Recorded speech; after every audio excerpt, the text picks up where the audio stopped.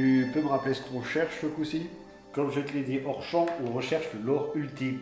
Et il se trouve dans ce dossier? Non, mais ce dossier pourra nous aider. Et pour ça, il va falloir se plonger dans la vie d'un de nos plus grands explorateurs.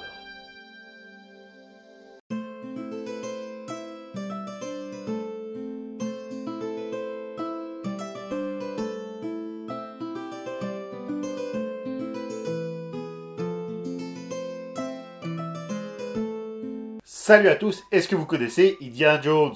Série de films débutée en 1981 avec les aventuriers de l'Arche perdue, réalisé par Steven Spielberg et produit par George Lucas. On y suit les aventures, comme c'est étonnant, d'Indiana Jones, interprété par Harrison Ford, à la recherche de nombreux artefacts tout au long de ses aventures. Et qui a non seulement donné un métier de rêve pour une pléiade d'enfants, je le sais, j'en ai fait partie, et tu as abandonné quand tu t'es rendu compte que l'archéologie, c'était surtout être les pieds dans la boue à chercher 3 morceaux de vase.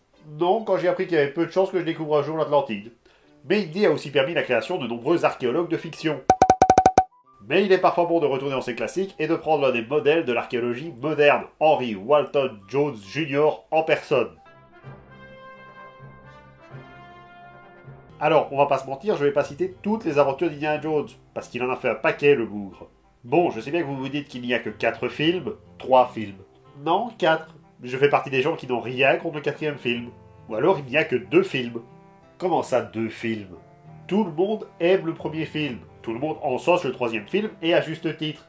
Mais t'en connais combien qui parlent du 2e opus? Ok, il y a bien 4 films. Merci. Donc comme je disais, il n'y a actuellement que 4 films à la sortie de cette vidéo.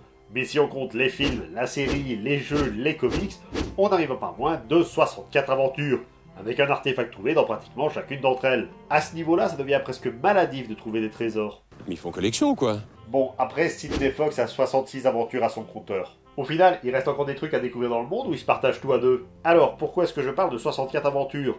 Parce qu'une grosse partie de ces aventures forme une chronologie qui ne contredit pas les films. Et donc, même s'ils ne sont pas tous canons, on peut considérer que ces événements se sont tous bel et bien déroulés. Et je vais pas détailler les 64 aventures parce que ça ferait surtout un listing long et indigeste. On va donc se concentrer uniquement sur les grandes lignes, et après cette introduction qui a été beaucoup trop longue, on peut enfin y aller. Henry Walton Jones Jr., dit Indiana, est né le 1er juillet 1899. Et le surnom d'Indiana ne lui vient pas de l'état où il est né, mais du nom du chien de la famille. Où est le chien? Un malamute d'Alaska, qu'ils ont appelé Indiana. On est quand même sur une approximation géographique d'environ 5000 km. Faut dire, fallait bien trouver un moyen de différencier les membres d'une famille où tous les hommes portent le même prénom. Ah oui, parce que Mutt Jones, le fils d'Indy, il s'appelle en réalité Henry Walton Jones le 3e. Par contre, rien ne dit si le prénom Mutt vient d'un chien, d'une tortue ou d'un canari. Mais bon, revenons à notre Jones qui a eu une enfance des plus normales. Il joue au baseball avec ses amis, il lit des bouquins, il tente d'envoyer son chien sur la lune. Attends, quoi? Où est le chien? Et cette enfance insouciante durera 9 ans. C'est après que les emmerdes commencent, puisque son père est invité à faire une tournée mondiale de conférences sur son domaine de prédilection, la littérature médiévale. Et le papa Jones embarque sa femme et le petit prince dans ses bagages, ainsi qu'une nounou. Doubtfire, ma chère. Madame Doubtfire. Non, Hélène Margaret Seymour, qui est chargée de s'occuper du gamin, pendant que ses parents font des trucs d'adultes. Et elle a réussi à le garder pendant 9 jours. Alors en Égypte, le jeune Indy a été visiter les pyramides et a été abandonné avec sa nounou au pied de ces dernières, parce que le guide s'était barré avec les chameaux. Et ils n'œuvront leur salut qu'à l'arrivée de Laurence d'Arabie. Ah mais Indy fait pas les choses à moitié. Première aventure, paf, directement, il rencontre un personnage historique. T.E. Lawrence, de son vrai nom, est à la recherche du tombeau de K, dans lequel se trouve une statuette de chacal. Le premier artefact découvert par Indy et qui va se faire voler par Démétrios. Alors déjà, avec une tête pareille, comment tu lui fais confiance? Mais aussi, c'est pas la dernière fois qu'il va se faire piquer son artefact. Mais on va y revenir. Et ça lui fait un point commun de plus avec Picsou. Comment ça? Bah, tu sais, comme quoi Indiana Jones puise quand même beaucoup d'influence dans les BD des aventures de Picsou par Karl Barks. Ouais... Bah, dans la jeunesse de Picsou, écrit cette fois-ci par Don Rosa, on apprend que la première pièce qu'a gagné Picsou, c'est $1, en Écosse, soit une caisse qui n'a pas cours dans le pays. Et tu veux en venir où, en fait? Que les deux héros ont échoué dans leur première aventure, mais que ça les a motivés à poursuivre leur quête. En effet, puisque c'est lors de cette aventure que Indiana Jones a voulu devenir archéologue. Et après ça, commencent les aventures du jeune Jones, qui va rencontrer à peu près tout ce qu'il y a de célèbre en termes de personnalité à l'époque. On peut par exemple citer Theodore Roosevelt en Afrique, Picasso et Degas en France, Freud à Vienne. À Florence, il rencontre Ezio! Ezio Auditore! Non, quand même pas, mais l'auteur d'opéra Giacomo Puccini, Tolstoï en Russie, et j'en passe des pires et des meilleurs jusqu'en 1910. Oui, tout ça, il l'a fait en seulement 2 ans. Un voyage au bout duquel sa mère tombera malade et mourra quelques années plus tard de la scarlatine. Ce qui fait qu'Indiana Jones coche la case orphelin ou demi-orphelin propre à tout héros de fiction. Faudra qu'on pense à faire un jingle pour ça. Et le pire, c'est qu'Indy n'en est pas à son coup d'essai en termes de deuil, puisqu'il avait à la base une sœur, Susie Jones, qui a malheureusement perdu la vie dans ses premières années. C'est la joie chez les Jones. Après ça, notre Indy adolescent va continuer de rencontrer des personnes célèbres autour du monde, notamment Arthur Conan Doyle, Thomas Edison, Pancho Villa, George Patton et Rémi Baudouin. Attends, qui? Alors, Rémi Baudouin, c'est pas un personnage célèbre, c'est le premier compagnon d'Indy, un soldat belge qu'il rencontre au Mexique et avec qui il participera à la Première Guerre mondiale. C'est aussi à cette époque qu'il va découvrir différents artefacts, notamment une couronne volée par Louis IX ou un couteau ayant appartenu à Abel et Caïn, ainsi que la statuette du chacal. Oui, parce qu'il va retrouver Démétrios, qui se fait appeler maintenant Clown. Notre monde est tout petit. Parce que le type, ça fait des années qu'il garde la statuette dans une armoire. Il a même jamais pensé à essayer de la revendre pour se faire du pognon. Et c'est aussi là qu'il retrouve la fameuse croix de Coronado, avant de se la faire piquer. J'avais dit que c'était pas la dernière fois. Je me permets d'ailleurs de faire une petite aparté sur le sujet. On critique très souvent dans les fictions quand un personnage gagne tout son costume en une seule scène. Sauf pour Indiana Jones. Parce qu'il lui faudra une seule et unique aventure pour avoir sa phobie des serpents, son fouet et même son chapeau.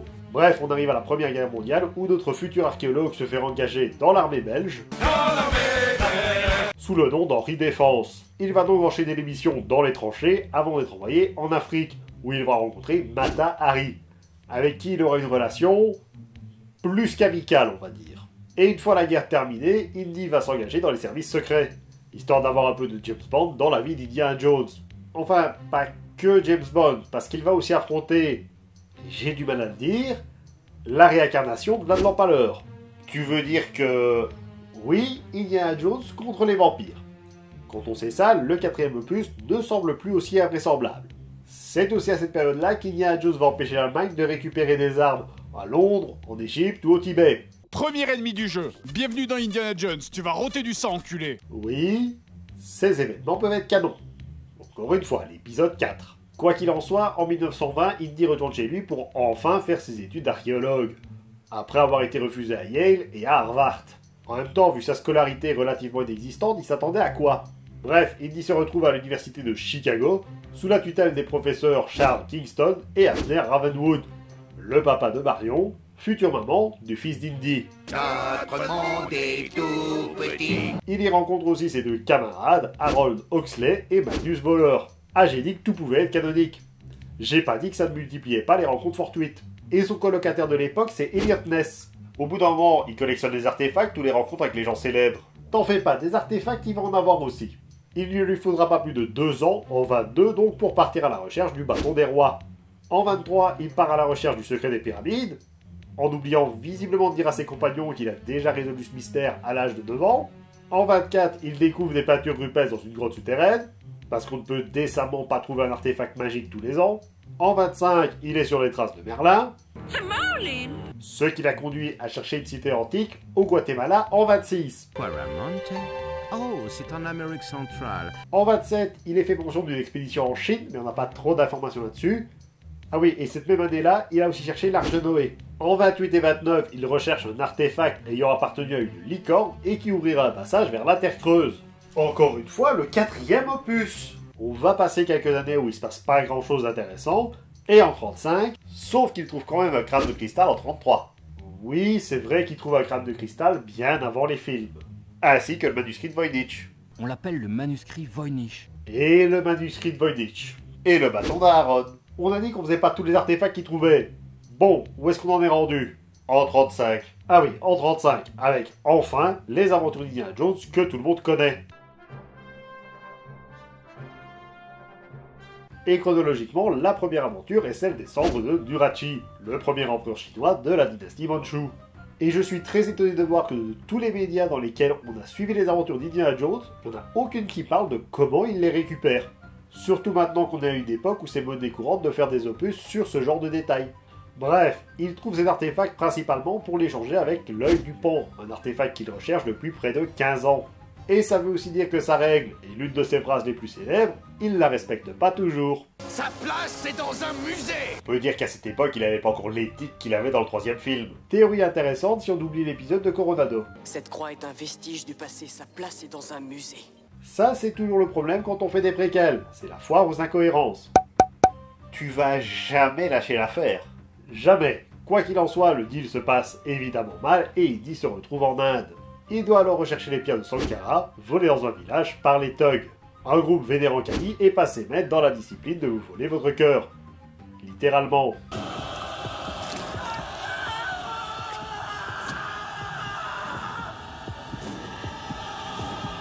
Le 4e opus. Bien entendu, il va retrouver les pierres, sauver les enfants esclaves, plagier les aventures de Picsou.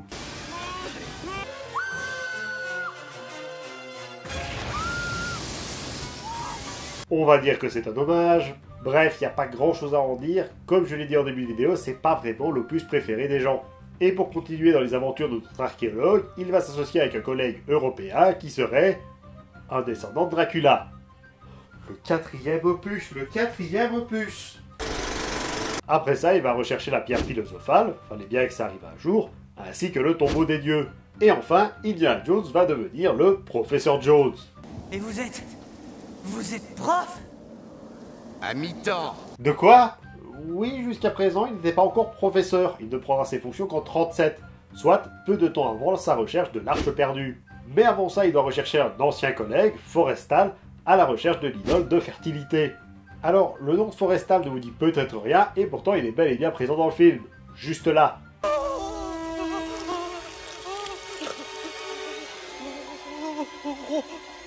Forestal. Bon bah, il aura essayé. S'ensuit le cultissime piège de celui qui a dérobé l'idole de fertilité. Encore une fois, une scène culte piquée à Picsou, et qui a été parodiée à peu près tout le temps. D'ailleurs, ma parodie préférée est sans doute celle-là.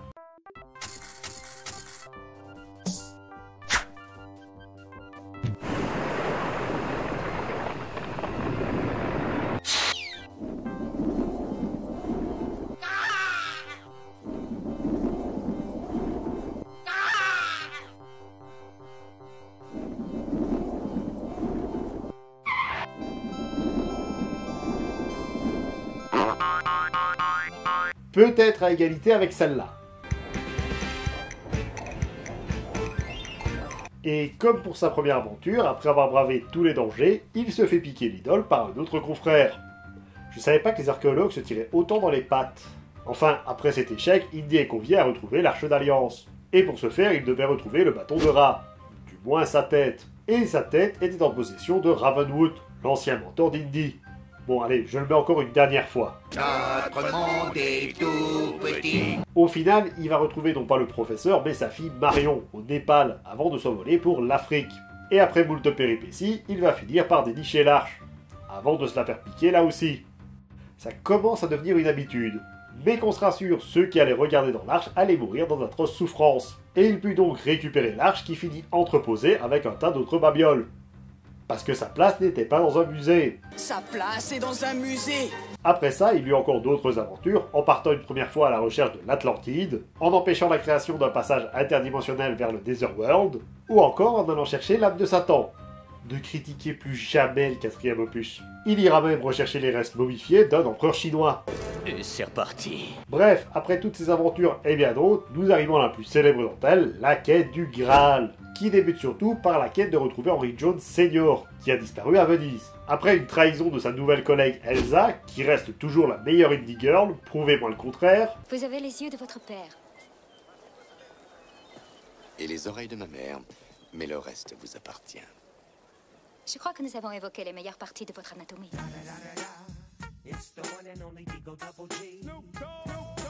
Indy retrouve son père et ils peuvent partir ensemble à la recherche du Graal dans l'état du Hatay. Et Indy se le fait piquer par Donovan, le grand méchant de l'histoire. Au bout d'un moment, il le fait exprès. Bon, c'était pas le bon Graal et Donovan finit en squelette. Il a choisi bien mal. Mais quand même au bout d'un moment, il devient incompétent. Bref, Indy et son père boivent tous les deux au vrai Graal, qui dans cette réalité donne la vie éternelle. Qui boit l'eau que je lui donnerai, dit le Seigneur, recevra en lui une source qui jaillira pour la vie éternelle. Notez bien ça parce que c'est important pour la suite. Et la suite, c'est principalement Indy qui va régler ses aventures inachevées. Notamment retrouver le bâton de Moïse, oui, parce que la première fois il n'avait pas récupéré, et découvrir l'Atlantide. On arrive à la Seconde Guerre mondiale où Indy va reprendre du service en tant qu'agent secret. Et comme tout bon agent secret, il va affronter des zombies. Envoyés par l'un des cavaliers de l'Apocalypse. On se plaint du 4 pourquoi déjà? Sinon il va chercher la Toison d'Or, Eldorado, et même retrouver son père pour chercher la Lance du Destin. Sans doute pour aller avec le Graal. C'est le libraire qui va être content d'apprendre qu'il marche sur les plates-bandes d'Indy.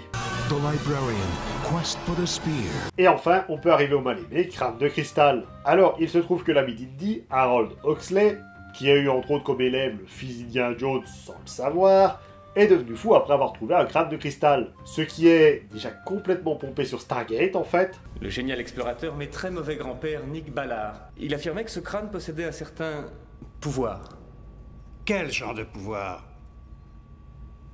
Genre, si quelqu'un allait regarder dans les yeux ce crâne, eh bien, il serait téléporté pour voir des extraterrestres. Mais aussi... Notre monde est tout petit. Bref, ils vont retrouver Huxley, récupérer le crâne, le remettre à sa place et faire venir des extraterrestres. Dit comme ça a l'air complètement con, mais j'ai jamais compris ce à quoi les gens s'attendaient avec un film qui parle des crânes de cristal.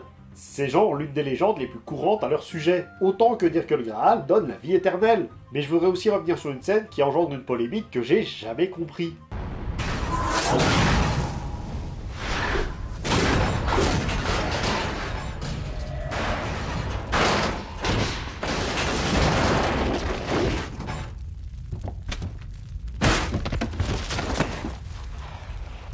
Voilà, tout le monde se moque du fait que Indy n'aurait pas pu survivre à une explosion atomique dans un frigo. Sauf que visiblement tout le monde oublie que Indiana Jones a bu au Graal, qui donne la vie éternelle. La vie éternelle, professeur Jones. Le don de la jeunesse pour celui qui boit au Graal. Dans le sens où il ne peut pas mourir, même d'une explosion atomique. Bon, après que tous ceux qui veulent cracher sur le film se rassurent, l'immortalité d'Indiana Jones, ça suit aussi ses propres règles. Parce que Henry Jones aussi, il a bu au Graal, mais ça l'a pas empêché de mourir de vieillesse. Donc tu es immortel, mais pas de vieillesse. Un truc dans le genre, oui. 2 années bien cruelles, Charlie. D'abord père, ensuite Marcus. Je vous remercie d'avoir regardé cette vidéo et j'espère qu'elle vous a plu. N'hésitez pas à commenter, liker, partager, à vous abonner pour ne manquer aucune des prochaines vidéos. Moi je vous dis à très vite, c'était le Grim Squeaker pour vous servir.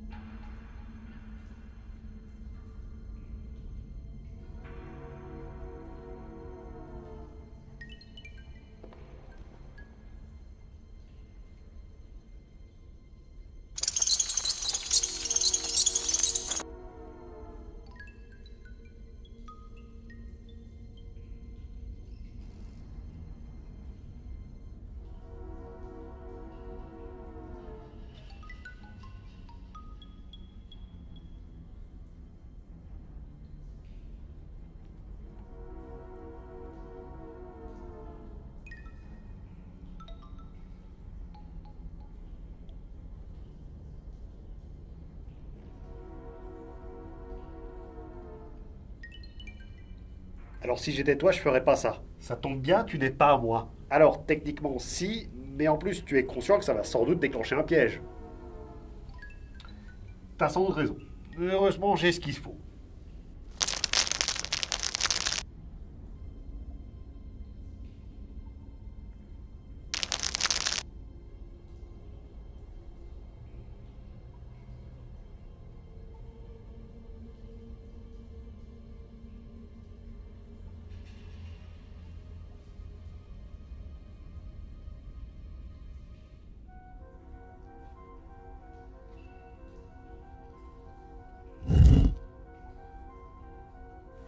Tu vois, il n'y avait pas de quoi s'alarmer. Par contre, tu es sûr que les Lego c'est aussi lourd que le bois?